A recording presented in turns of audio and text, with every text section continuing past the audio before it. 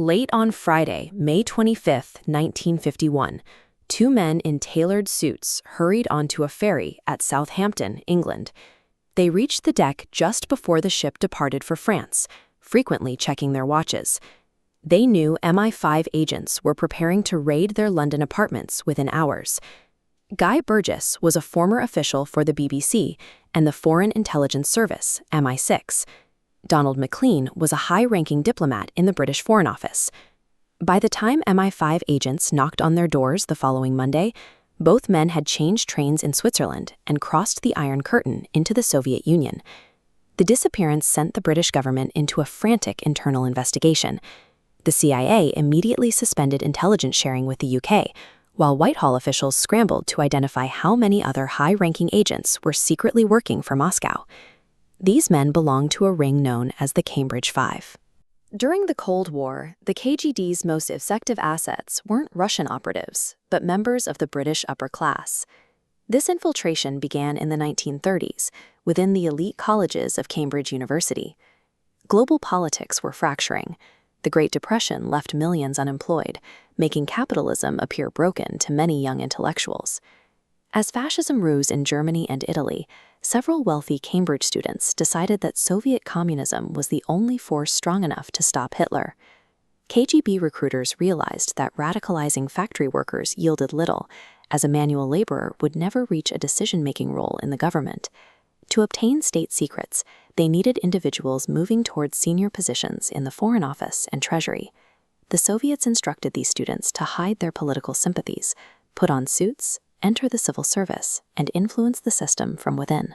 By recruiting these men before they even graduated, the Soviets placed long-term assets in the central offices of Western intelligence. This strategy succeeded because of the old boy network, the informal rules that governed British hiring in the mid-20th century. In the 1930s and 40s, British intelligence agencies did not use background checks or polygraph tests to vet new hires. Eligibility was based on social markers, attending private schools like Eton, playing golf at exclusive clubs, and graduating from Oxford or Cambridge. If a prominent lord vouched for a candidate's family, that alone was considered sufficient for a top-secret clearance. British officials were so blinded by their own class-based expectations that they could not conceive a gentleman would betray his country. They believed espionage was a crime committed by foreigners or the lower classes, leaving their own ranks unexamined. This trust allowed the ring to cause massive damage. John Cairncross was stationed at Bletchley Park, where British mathematicians were deciphering German Enigma codes. Cairncross stole these intercepts and passed them to the KGB. His information provided the positions of German tanks, giving the Red Army the tactical detail needed to win the Battle of Kursk. During the Cold War, Donald Maclean served as first secretary at the British Embassy in Washington, sitting on the committee overseeing atomic energy. Maclean had access to the precise inventory of America's nuclear weapons. Every night, he updated Moscow on U.S. plutonium production and total bomb manufacturing capacity. Kim Philby, the ring's mastermind, rose even higher. In 1944, he was appointed head of MI6's Section 9, the division tasked with catching Soviet spies. Philby used this role to sabotage a joint CIA and MI6 mission to overthrow the communist government in Albania. He leaked the drop zones and paratrooper names to Moscow. When the Western-backed rebels landed on the beaches, they were immediately met by machine gun fire. By occupying the most sensitive chairs in Western security, these men controlled the very intelligence they were meant to protect. The ring finally began to unravel in the United States. Through the Venona Project, American cryptographers worked to decipher years of old KGB radio cables. The American mathematicians followed the data without the social biases that protected the British elite.